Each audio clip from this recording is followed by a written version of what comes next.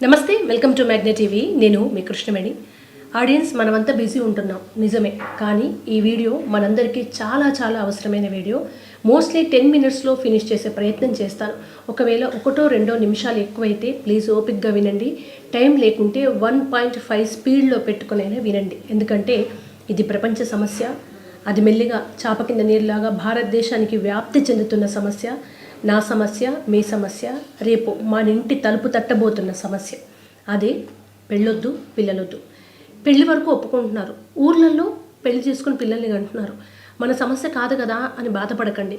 భారతదేశంలో ఫస్ట్ ఒక మనిషిని ఆశీర్వదించమంటే పెళ్లి చేసుకొని గంపడి మంది పిల్లల్ని కనండి అనే ఆశీర్వచనం వచ్చేది. అది కాస్త ఇద్దరికి వచ్చింది. ఇప్పుడు ఇద్దరి నుంచి ఒక్కరిని కంటున్నారు. ఇప్పుడు ఆ ఒక్కరిని కూడా కనము, మా ఇష్టం, మేము పుట్టింది ఎంజాయ్ చేయడం కోసం అనే పరిస్థితికి వచ్చింది. ఈ కల్చరే డింక్ కల్చర్. అంటే డ్యూయల్ ఇన్కమ్, నో కిడ్స్. ఇద్దరం సంపాదించుకుంటాం, భార్యాభర్తలం, పిల్లల్ని కనం. ఒకసారి నేను మీకు ప్రపంచ దేశాలతో సహా ఉదాహరణలు ఇస్తాను. ఒకప్పుడు మనకు డబ్బులు లేవు. రైతులు వ్యవసాయం చేసుకునేవాళ్ళు లేదా కూలికి వెళ్ళేవాళ్ళు కొంతమంది. అయినా ఇంట్లో 10 మంది పిల్లలు ఉన్నా కూడా కలో గంజు కట్టుకో అందరం తాగి బాగానే బ్రతికాము, బాగానే పెరిగాము. వాళ్ళు బ్రతికే ఉన్నారు, ఏం చచ్చిపోలేదు. పూరి గుడిసైనా నీళ్లు ఊరుస్తున్నా కూడా మన ఇంటికి చుట్టాలు వచ్చారు 100 మంది. ఇవాళ ఇద్దరూ సంపాదిస్తున్నారు, లక్షల్లో ప్యాకేజెస్, హై రేజ్ అపార్ట్మెంట్స్లో, మెట్రోపాలిటన్ సిటీస్లో ఇల్లులు. కానీ ఒక్క చుట్టాన్ని పిలవరు, వచ్చినా వాళ్ళు ఉండడానికి వీల్లేని పరిస్థితులు ఉంటాయి. ఎందుకంటే జాబ్కి వెళ్తాం, మాకు ప్రైవసీ కావాలి అని. భార్యాభర్తనే సపరేట్ రూముల్లో ఉంటున్నారు. మనం సంపాదించి సాధించుకుంటున్నామంటే ఏమీ లేదు. భారతదేశం కన్నా అడ్వాన్స్గా ఉన్న దేశాలు ఏంటంటే ఏం చెప్తాం? Japan, Germany, China, Russia. అయితే అభివృద్ధి ప్రమాదంగా మారుతుంది అనేది నిరూపించబడుతోంది. అట్లాంటి డెవలప్మెంట్ ఆపుకోమని ఎవరు అనట్లేదు, కానీ ఎందుకో చెప్తా. జపాన్ దాదాపు దేశం కనబడని స్థితిలోకి వెళ్తోంది ప్రపంచ పటంలో. ఎందుకంటే అక్కడ పెళ్ళిళ్ళు చేసుకోవట్లేదు, పిల్లల్ని కనట్లేదు. విపరీతమైన వర్క్ ప్రెషర్. 8 గంటలను పిలిపించి 14 గంటలు 18 గంటలు పని చేపిస్తే మీరందరూ న్యూస్ ఛానల్స్ గూగుల్ ఓపెన్ చేసుకొని వెతకండి, యూట్యూబ్స్లో టేబుల్ మీదే చనిపోతున్నారు వాళ్ళు. చాలామంది యువత పని ఒత్తిడికి, ఈ ఒత్తిడి తట్టుకోలేక పెళ్ళిళ్ళ వైపు, రిలేషన్షిప్ వైపు ఇంట్రెస్ట్ ఉండట్లేదు. ఇంత ఒత్తిడిలో ఇంట్రెస్ట్ ఉన్నా కూడా కాపురాలు చేసే ఓపిక ఉండట్లేదు. అసలు మేము ఇంత కష్టపడి పెళ్ళిళ్ళు చేసుకుని వాళ్ళకి టైం ఎందుకు ఇవ్వాలి, పిల్లల్ని ఎందుకు కనాలి అనే పరిస్థితికి వచ్చింది. అక్కడ ఇంకొక కారణం ఏంటంటే, ఒక పిల్లాడు పుడితే వాడిని చదివించడానికి 3 కోట్ల ఖర్చు అవుతుంది. 3 కోట్లు పెట్టి మా పిల్లల్ని ఎందుకు చదివించుకోవాలి, పిల్లల్ని ఎందుకు కనాలని అసలు పెళ్ళిళ్ళు చేసుకోవట్లేదు. రిలేషన్షిప్స్ లేవు, లవ్ అనే మాట లేదు. ఎందుకంటే మనిషి ఎప్పుడు ఒక ఫ్రస్ట్రేషన్లో ఒక రోబోలాగా బతుకుతుంటే ప్రేమ అనే దానికి తావు లేకుండా పోయింది. టోటల్గా నెక్స్ట్ జనరేషన్ అనేది అంతమైపోయింది జపాన్లో. ఇది అక్కడ గవర్నమెంట్ గుర్తించింది. ఇప్పుడు దాన్ని తగ్గించడానికి చర్యలు చేపడుతుంది. ఇన్ని రోజులు పని చేయండి, డెవలప్మెంట్ కావాలి, అభివృద్ధి కావాలి, కోట్లలో ఇన్కమ్ కావాలని చెప్పిన గవర్నమెంటే దయచేసి వారంలో 4 రోజులు పనిచేయండి, మీరు 3 రోజులు ఇంట్లో ఉండండి, మీరు పెళ్ళిళ్ళు చేసుకోండి. చివరికి పిల్లలు పుడితే ఇక్కడ ఆడవాళ్లకు మెటర్నిటీ లీవ్స్ ఉన్నట్టుగా అక్కడ మగవాళ్ళకు కూడా, తండ్రికి కూడా లీవ్స్ ఇస్తున్నారు. అంత ఎంకరేజ్ చేస్తున్నారు, యాప్స్ పెడుతున్నారు. ఎంతగా మోటివేట్ చేస్తున్నా మేము పెళ్ళిళ్ళు చేసుకోనే పరిస్థితి వచ్చింది. చివరికి ఇక్కడ మ్యాట్రిమోనీస్ పెట్టినట్టుగా సంబంధాలు చూడడానికి సంస్థల్ని పెడుతున్నారు. అయినా కుదరట్లేదు. వీళ్ళు పిల్లలు పుట్టకుంటే ఏమవుతుంది? ఇప్పుడు ఆ కల్చరే మందాకు కూడా వచ్చింది. ఊళ్ళల్లో లేకపోవచ్చు, కానీ మేము పెళ్లి చేసుకోము, ఉన్నది ఒకటే లైఫ్, దీన్ని ఎంజాయ్ చేయకుండా ఎందుకు, నా ఇష్టం వచ్చినట్టు తింటా, తిరుగుతా, నా డబ్బులు నా మీదే ఖర్చు పెట్టుకుంటా, ఇవన్నీ చేసి 40 ఏళ్ళు బాగుంటుంది, 50 ఏళ్ళు బాగుంటుంది, 60-70 ఏళ్లకు సరే పిల్లల్ని చూస్తారో చూడరో కాదు. జపాన్లో ఇప్పుడున్న సిచ్యువేషన్ ఏంటంటే మొత్తం ఇల్లులు రెంట్కు, తక్కువ రెంట్కు 50% తగ్గించిస్తామంటే తీసుకోవడానికి లేరట. ఎందుకంటే కేవలం ఇప్పుడు నేనే ఉన్నాను, నేను పిల్లల్ని కనా అంట, బాగుంటుంది, కానీ 60 ఏళ్ల తర్వాత నన్ను చూసుకోవడానికి ఎవరు ఉండరు, నెక్స్ట్ జనరేషన్ ఉండదు, నా పై వాళ్ళందరినీ నేను చూసుకుంటా. అలా ఒంటరిగా మిగిలిపోయిన వాళ్ళందరూ వృద్ధులై చివరికి రూముల్లో వాళ్ళు చనిపోతున్న విషయం కూడా పక్కింటి వాళ్ళకి తెలియలేని పరిస్థితుల్లో ఎంతోమంది జపాన్లో లక్షలాది మంది సంవత్సరానికి చనిపోతున్నారు. 15 లక్షల పైచిలకు యువత రూముల్లో ఒంటరిగా ఉంటూ డిప్రెషన్ అని తలుపులు పెట్టుకొని నెలలు బయటికి రాకుండా చచ్చిపోతున్నారు. టేబుల్ మీద వర్క్ చేస్తూ చచ్చిపోతున్నారు. మనం ఎటుపోతున్నాం? ఈ పెళ్ళొద్దు, ఎంజాయ్ చేస్తా, ఉన్నది ఒకటే లైఫ్ అనే కల్చర్కి వెళ్తుంటే చివరికి మన అమ్మ నాన్న ఉన్నారు, మేము ఉన్నాం, నెక్స్ట్ కింద జనరేషన్కి లేరు. పైన ఉన్న వాళ్ళు మనకన్నా ముందే చనిపోతారు, ముందు తరం లేదు, మిగిలేది ఏ తరం? ఒకటే తరం.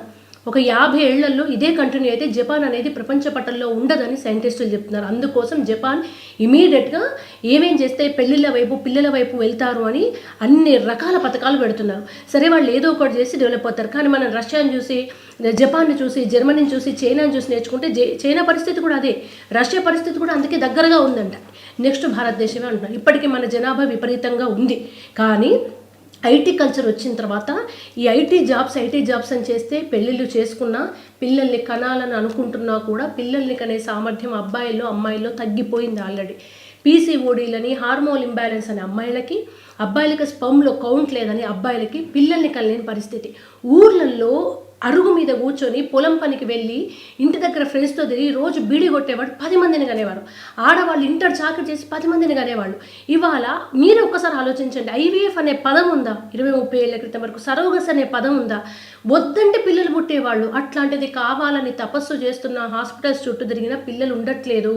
ఒకరో ఇద్దరో పుడితే ఆర్టిఫిషియల్గా ఐవీఎఫ్ల ద్వారా, హాస్పిటల్ ద్వారా ఆ 9 నెలలు ఒక్కొక్క రోజు ఒక్కొక్క యుగంలాగా ఎందుకు కనాల్సి వస్తుంది? కళ్ళ ముందు కనాలనుకుంటే కనలేని పరిస్థితి. నెక్స్ట్ ఏం జరుగుతుందంటే మేము పెళ్ళే చేసుకోము. నెక్స్ట్ పెళ్లి చేసుకోమంటే అందుకే మన ఊర్లలో పెళ్లి చేసుకో, పిల్లలు అంటే పెద్దవాళ్ళది నస, వీళ్ళకు పని లేదు, ఎవడు గంటడు, ఎవడు పోషిస్తాడు, వాళ్ళని ఎవడు చూసుకోవాలి, మాకు హై ఉండాలి. నీకు హై ఉండాలంటే క్లబ్బు, పబ్బు, ఎంజాయ్మెంట్ కాదు. మధ్యతరగతి తండ్రి పొద్దున్న దాకా బయట పనిచేసి రాత్రింటికి పోగానే పిల్లలు ఇద్దరు ఎదురొచ్చి డాడీ అనగానే ఆ కష్టం అంతా మర్చిపోయి ఆ ఉన్న 10 రూపాయలు తిన్నా తినకున్నా కూడా ఒక చాక్లెట్ బిస్కెట్ పిల్లలకు పట్టుకుపోతారు. ఆ కష్టం అంతా అక్కడ మర్చిపోతారు. తల్లి ఎంత పని చేసినా అమ్మ నువ్వు వండింది బాగుందంటే కష్టం అంతా మర్చిపోతుంది. అప్పుడు ఏం వెతుక్కున్నారు? ఈ ఆనందం చాలు, వీళ్ళ కోసం ఎంత కష్టమైనా పడతాం అనుకున్నారు. కానీ ఇప్పుడు జనరేషన్ ఏమంటున్నారు తెలుసా? వాళ్ళు ఒక్క నిమిషం వచ్చి డాడీ అని పిలవడానికి నేను పొద్దునంతా కష్టపడాలా, వంట బాగుందని ఒక మాట చెప్పడం కోసం నేను రోజంతా కష్టపడాలా? ఇంత స్వార్థంగా ఆలోచిస్తున్నారు.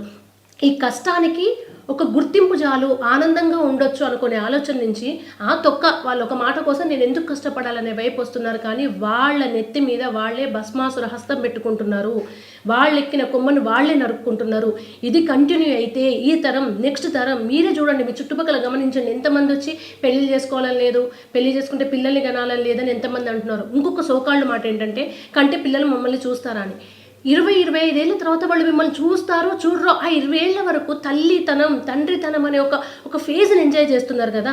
ఒక ఆనందం కోసం పబ్బుకు పోయి 10,000 పెట్టుకుంటున్నారు, 200 పెట్టి బీర్ తాగుతున్నారు, 500 పెట్టి సినిమాకు పోతున్నారు. కేవలం నీకు 1-2 గంటల ఆనందానికి.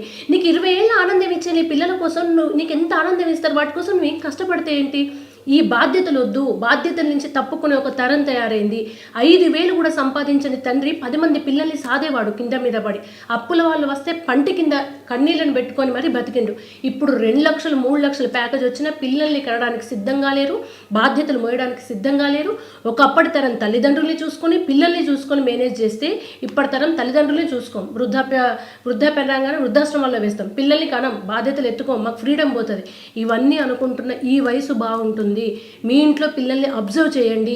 ఒకవేళ ఈ వీడియో ప్లీజ్ మీరు యువత కనుక చూస్తే, ఐటీ చేసే వాళ్ళకి ఈ పాటికి అర్థమై ఉంటుంది. 30 ఏళ్లే కదా పెళ్లి చేసుకుంటానులే, 35 ఏళ్లే కదా తొందర ఏమొచ్చింది అంటే ఆ తర్వాత పిల్లలు పుట్టరు, పెళ్ళిళ్ళు అవ్వవు. మీకు తెలుసు మీకేం జరుగుతుందో వ్యక్తిగతంగా 4 గోడల మధ్య ఆలోచిస్తే మీకు అర్థమవుతుంది.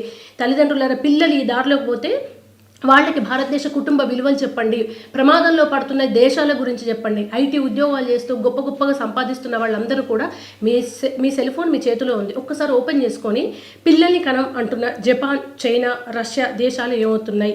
ఐటీ అంటూ 24 గంటలు జాబ్ చేసి ఎక్కడో వీకెండ్ ఏ స్విమ్మింగ్ పూల్, ఏ గోవానో, ఏ సముద్రాలు అని వెళ్తున్న మనకు నిజంగా ఆనందం ఉందా? ఒకప్పుడు మన ముందు తరం ఎందుకు ఆనందంగా ఉంది? 10,000 రూపాయల్లో ఎందుకు పిల్లల్ని కన్నారు? ఎందుకు బాధ్యతల్ని నవ్వుతూ తీసుకున్నారు? ఎందుకు చుట్టాలతో పెళ్ళిళ్ళల్లో, ఫంక్షన్స్లో కలుపుగోలుగా ఉన్నారు? మనం ఇవేమీ చేయకుండా ఎటు పరిగెడుతున్నాం? ఈ డబ్బులన్నీ ఏం చేస్తున్నాం? ఎండ్ ఆఫ్ ది డే మీకు కోట్లున్నా, బెంజ్ కార్లో తిరిగిన, హైరేజ్ అపార్ట్మెంట్లో ఉన్నా ఎవరు వస్తున్నారు మీ దగ్గరికి? మీరు చచ్చిపోతే పాడమొయ్యడానికి 4 వస్తున్నారా? మీరు ఒకరోజు హాస్పిటల్లో అడ్మిట్ అయితే బెడ్ దగ్గర కూర్చోడానికి మేము ఉంటాం, పర్లేదమ్మా నువ్వు రెస్ట్ తీసుకొని నీ భార్యకు చెప్పేవాళ్ళు ఎవరైనా ఉన్నారా? వీటికి దూరం అవుతున్నారంటే మీరు ప్రమాదంలో ఉన్నారు. దయచేసి పెళ్ళొద్దు, పిల్లలొద్దు, మేమిద్దరం డ్యూయల్ ఇన్కమ్, నో కిడ్స్ అనే కల్చర్ వైపు వచ్చే ముందు కుప్పగూలిపోతూ దేశ అస్తిత్వం కోసం పోరాడుతున్న జపాన్, రష్యా, చైనాను చూడండి. తదుపరి మన భారతదేశం ఉండే ప్రమాదం ఉంది. 50 ఏళ్ళు 100 ఏళ్ల తర్వాత మన పిల్లలు అనాథలుగా మారబోతారేమో ఆలోచించండి.